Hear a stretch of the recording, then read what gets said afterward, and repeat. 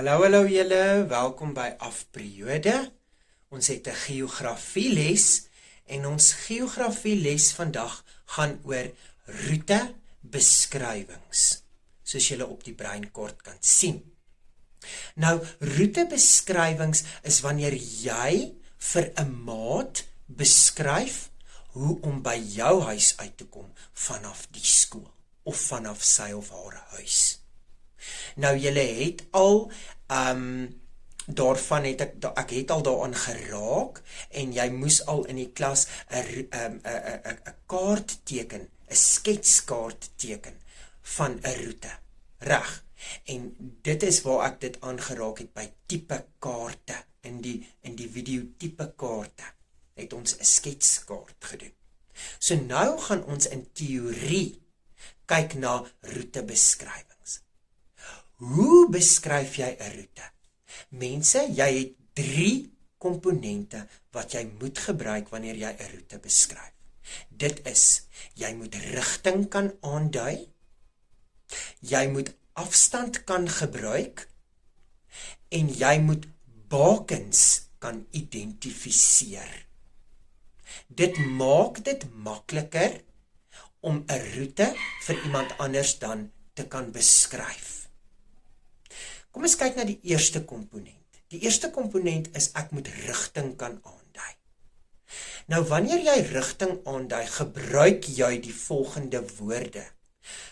Woorde soos noord, oos, suid, wes. Met ander woorde, die kardinale rigtings op jou kompas. Jy moet nou al die kompas onder die knie hê, want ons het al 'n video oor die kompas gedoen. Jy kan ook die woorde links en regs gebruik. Dit is ook deel van die rigtingkomponent. Die volgende komponent is afstand. Nou ouens, jy hoef glad nie akkuraat met afstand te wees wanneer jy vir 'n maat verduidelik nie. Jy hoef nie presies te wees nie. Jy hoef nie vir hom of haar te sê, luister, dit is 102.5 meter van die hoek van hierdie straat na my huis toe nie. Jy kan skat. Jy kan vir jou maat sê, dit is plus minus 95 meter, of dit is plus minus 3 kilometer van die skool tot by my huis, of jy hoef nie presiese afstande te gee wanneer jy roete beskryf nie.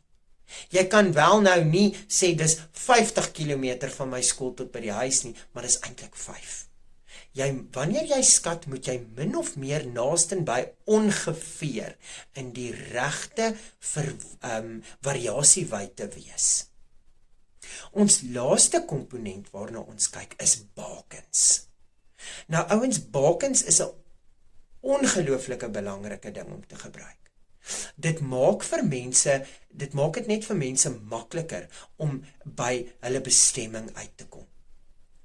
Bakens is goed wat langs die pad is, wat jy kan sien, wat jy kan gebruik. Byvoorbeeld, 'n groot boom in die middel van die pad, dit is 'n baken. Die tronk is 'n baken. Daai skool wat langs die pad is, wat jy verby moet ry om by jou huis uit te kom, dit is 'n baken. Tafelberg is 'n baken. Enige iets wat mense kan sien, wat mense kan gebruik, daar's 'n dam aan die linkerkant, dis 'n baken. Daar's 'n groot verlate huis wat 3 verdiepings is, of 3 verdiepings het, langs die pad, dis 'n baken. Gebruik die bakens op die pad om in jou roetebeskrywing te sit. Mag julle 'n wonderlike pouse hê, ouens, en ek sien julle die volgende afperiode. Totsiens!